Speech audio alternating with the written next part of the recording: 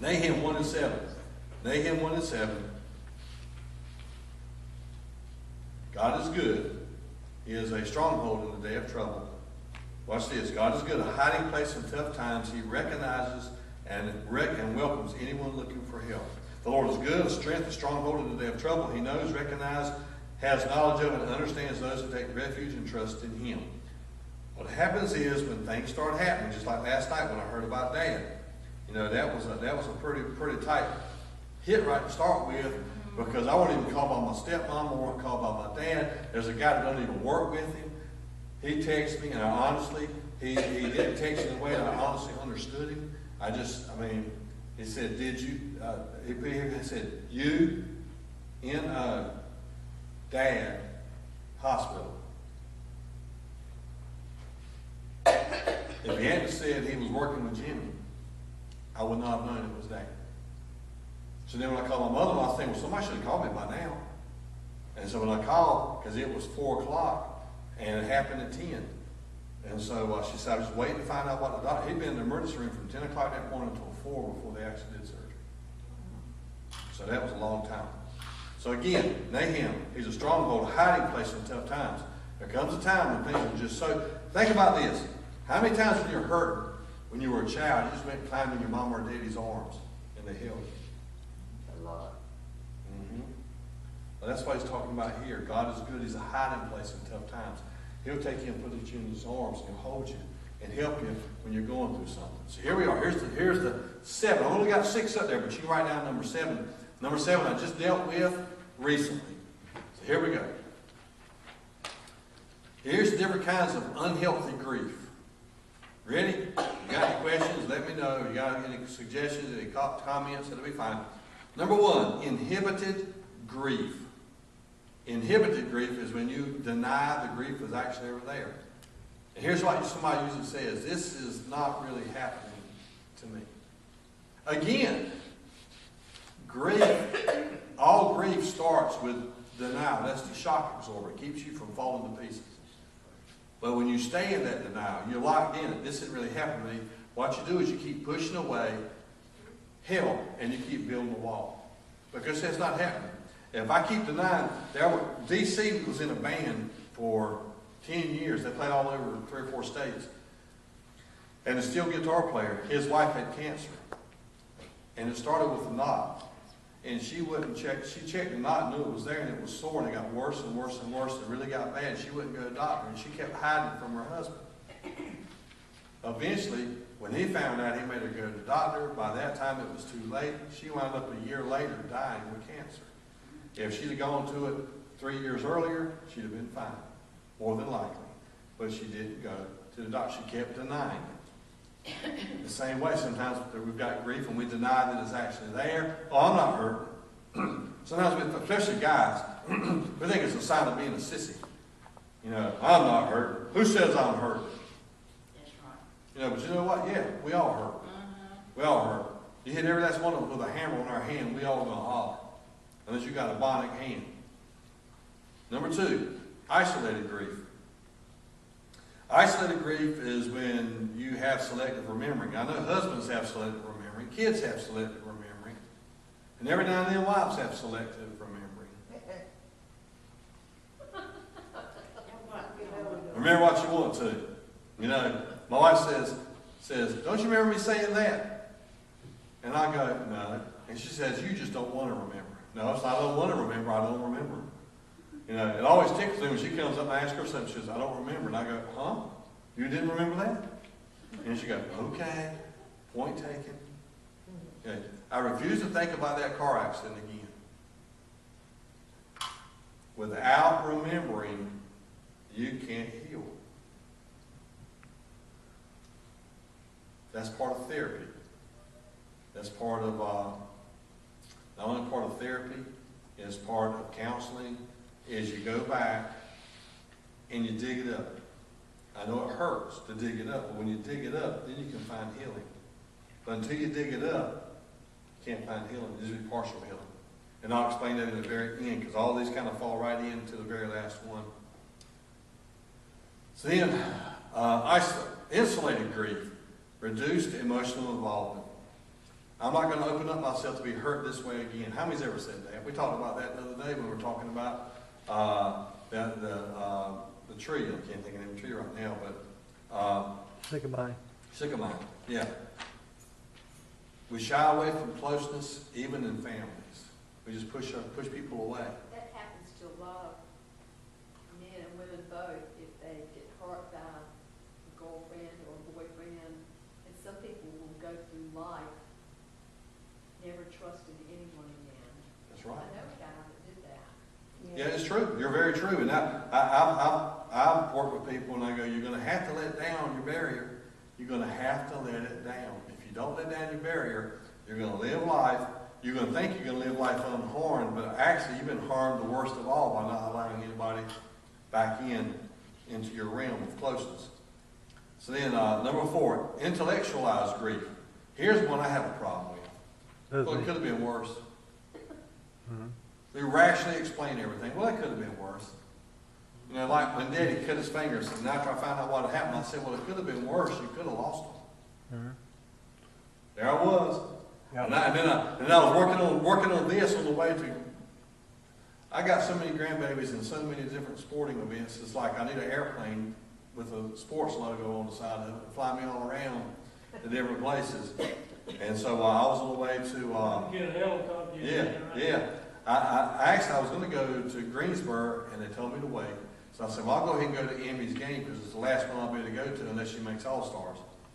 And so I went to Emmy's game, and I was working on this. And after I told Dad, well, it could have been worse, you could have lost them.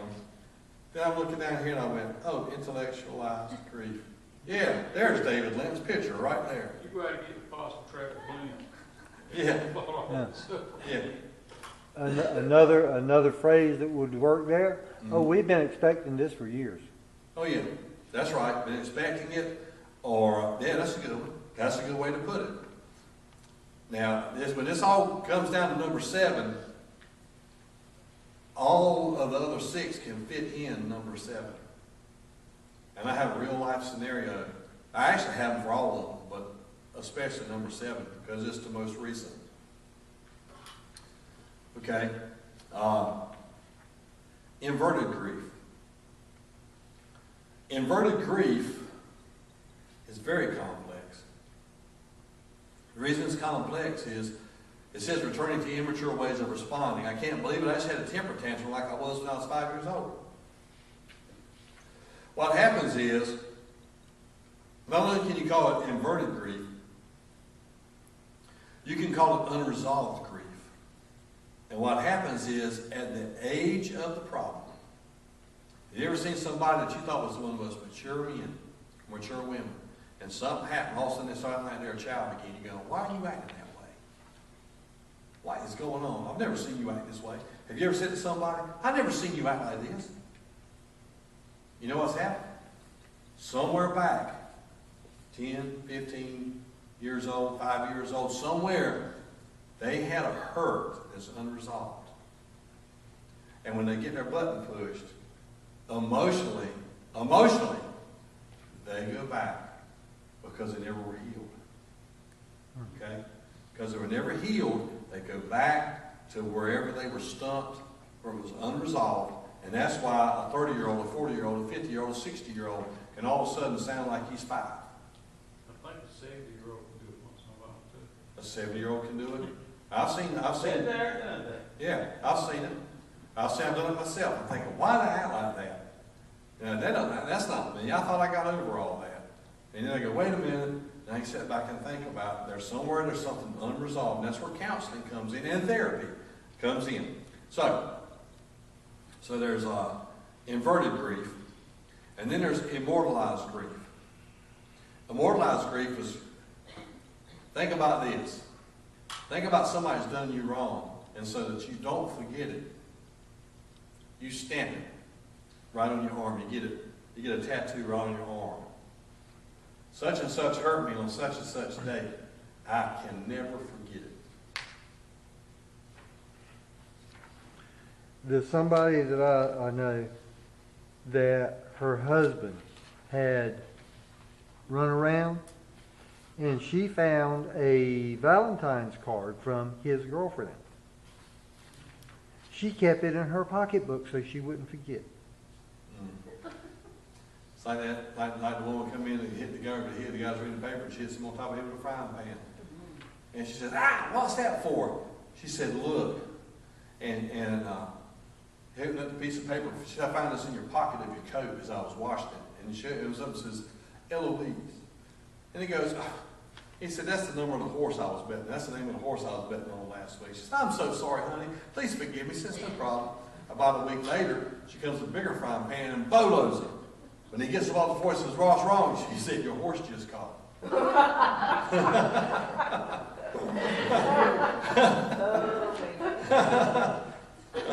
Okay, but you're right. There's people that won't forgive. There's people, honestly, that have been mad at somebody so long, they forgot what they were mad at them about. And they have to remind themselves that they're mad at them. I'm mad at them. And every now and then you start lighting up and go, ho, I can't, no, I can't be happy with them. I'm mad at them. What for? I don't remember, but I know I'm mad. Or, my daddy was mad with his daddy, so I'm going to be mad with everybody. Like the Hatfields and McCoys, that was all over a pig. All these people died, all this stuff. And I hear the story about the Hatfields and McCoys, but if you really want to see it and see how crazy it was, on the History Channel, they have a mini-series called the Hatfields and McCoys, and it's supposed to be correct. And if you watch it, it will drive you thinking, I cannot believe all this over a pig. All these years. And all these deaths because of a pig. Amen? So here we go. Inability to let go of the loss. You know, here's what I say. He will always be a part of everything in my life. That's true. You lose somebody, they're still always going to be a part of you. I was talking to somebody not long ago, and his wife had just died. The guy I used to work at Fountain with. His wife had just died and said, I hurt so bad and I don't know how to explain it. And I said, oh, you got a minute? He said, yeah, I got a minute. And I said, I want you to see something. I said, when you and your wife met, two became one flesh. He said, sure. I said, but you know what? When there's a separation, a divorce, or a death, you don't separate like you got together. You brought two things together. I said, but when there's a death or a divorce or a loss, you come apart like this. And I said, so believe it or not, part of you is with her in the ground. Part of you is with her in heaven. Part of her is with you right now. And he said, wow, I didn't think about it that way. I said, I can't look at my boys without seeing their mama. I taught my boys how to play, but their mama sure was the one that gave them the ability to sing. You know, I like to think it all came from me too, but I can tell you, I never have too many people asking me to sing. Okay, but they do. So look, let's say again. See, Beverly's dead, but here, the two become one flesh. We're still connected because I see DC, Daniel, Bethany, you know, and we go places and do things. I think this is where here and there. So we're always connected together. But if you have that inability to let go of the loss, then it's going to be negative because it's always going to put up blocks. It's always going to put up walls. It's always going to cause problems.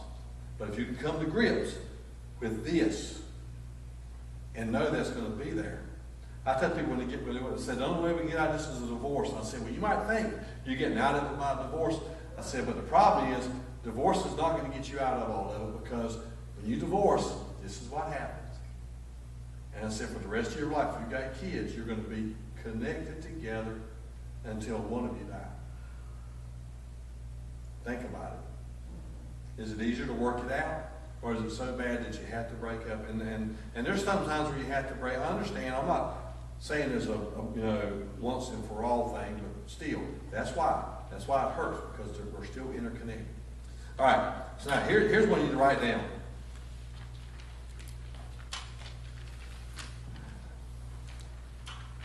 Just recently, I know these people that hadn't owned a business. And these people call me. I'd pastored these people before, and these people knew me, and they called me up and said, we need your help. And I said, you need me to grab my meter? You need me to grab my screwdriver? And they said, no, we need you to grab your Bible. And I said, what's up? And they said, one of our supervisors. And this happened time and time again at Fountain. I can't even tell you how many times this happened at Fountain over the years. And I said, what's going on? They said, we got one of our lead people is very depressed. It's affecting his work. And it's affecting him. And we don't know how bad it's going to get, but it's not looking good. And I said, okay. And they said that he was willing to talk to you. We asked him when he talked to you, and he said, yeah, well, I'll talk to you. Talk to me. So I said, okay. So I set up a time, and I went and talked with the guy. And he said, I'm just hurting so bad, and I don't know why. And I talked with him for about 5 minutes, just getting a little history from him. Just a little history. And all he thought I was doing was, kind of like getting in your business, getting history. He didn't know that I was trying to find something for analytical purposes. And when we got through, I said, I told him, I said, I never counsel everybody the same. I always pray and ask God what to do. And I said, before I got up here, the Lord told me to get you some stuff on grief. So I got it. And I said, and now I know why. And he said, why? And then he started talking about some things that happened in his childhood that kind of took his childhood away. I said, you're grieving the loss of your childhood. And then he said, the only person I really could go to was my granddad, and he died. I said, you're grieving the loss of your granddad. It's only been less than a year. He said, it's tearing up my girlfriend. She's threatening to leave. Anticipated loss. And then he also suffered an injury and lost some, and got hurt pretty bad. There was 4 things. And I looked at him and said, do you mind if I tell you what's wrong? He said, what? I said, I bet you even thought about it this way. He said, what? I said, you're grieving. And he said, explain that to me. And so I began to explain the grieving process to him. And not like we've done it with y'all over these weeks, but just short version. And when I started talking to him about the grieving process, I saw it. He was crying. He was crying so bad. And I saw the tears stop. And within the matter of less than an hour, I saw smiles. And he said, you know what? Because I showed him how to get out of it. I showed him the stuff. I said, here, let me lead you out of this, to the promised land, so to speak. And I started showing us some things. I gave him some material. And I said, if you do this, you're going to feel better. He felt better before we left. He called me later on that day and told me some things he had done and said he felt even much better. And then the next day, his boss man called me and said, wow, he's in here grinning, smiling, and got a Bible under his arm. He didn't know he was grieving. He just knew he was sad. Once you find out that you're grieving, and then you can go back to that grief where you got that loss, and you can pinpoint it and start working on it, healing automatically starts taking place. But if you can't go back to where that loss was and find it, you will find yourself grieving and grieving and grieving and grieving and grieving, and it will touch every relationship you've got. So, again, why am I so heavy on teaching about grieving? Is because we all have something we're grieving about. We all have something that we need to learn what to hold on to and what to let go of. And when we do, it'll make life a whole lot easier. And so, I dare to say that if anybody in here who's using this, first will apply it to themselves. And then when they find friends that are having problems, apply it to them, you'll see people start getting relief. Real, bona fide, genuine, not made up. Not some kind of little, whatever that is, utopia, because it's work. But you find that people, well, there was one guy at Fountain that he was a supervisor, and they come to me and they said, look, we need to go talk to him. Said he lost his little girl and his mama in the same year. Matter of fact, I think she said, I think if I remember correctly, he lost his parents, both parents and his little girl in the same year. And he was, honestly, he couldn't work. He was actually more weight than he was anything else.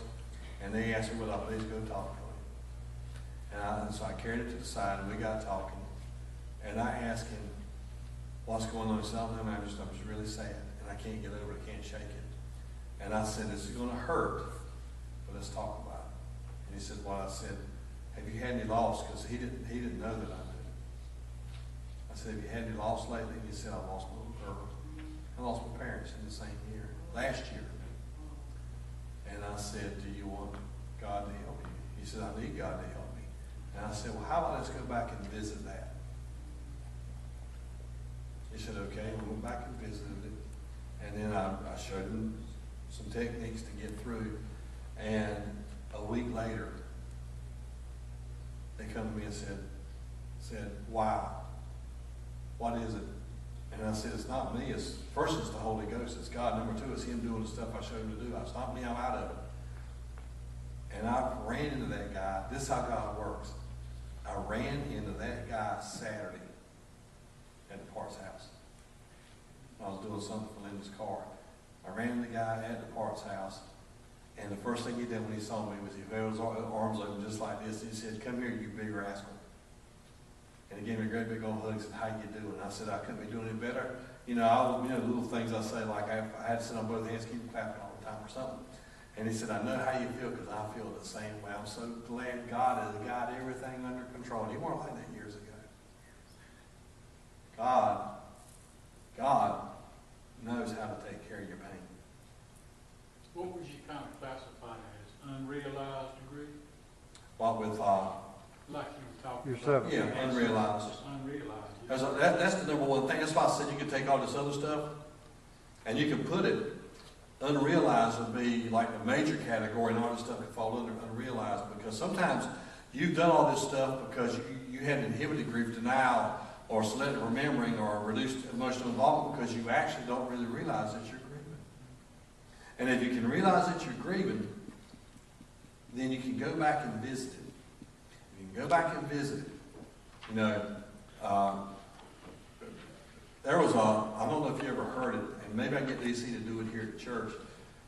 DC handled the dying of his mother in a very uncommon way.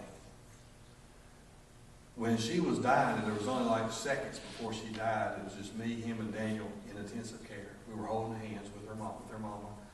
And it was only like 20 seconds before she died. DC said, Dad, I'm about to blow up. And so he just backed up and grabbed the curtain, kind of hid behind the curtain. And then it stopped. And I heard Daniel holler, please don't go, Mama, please don't go. And it was killing me. There was DC behind the curtain, there was Daniel. And I held Beverly and I gave her a kiss. And Daniel did. We held her for a few minutes, and then the nurse came and said, you've got to go. And so we went out, and the rest of the family met us. Well, about a year later, DC's with this group laying on the road. And his mama's favorite song was Somewhere Over a Rainbow by Judy Garland. We played it at her funeral. Well, DC wrote this song, and it wound up on the radio. It played in Washington for about a year on the local radio station. But he says, it's a song, if I can get him to play it, but it talks about somewhere over the rainbow, there's a place where there's no more dying, no more crying, no more pain. And in the second verse, unless you knew what was going on, you wouldn't know what he says. He starts talking about there's so much pain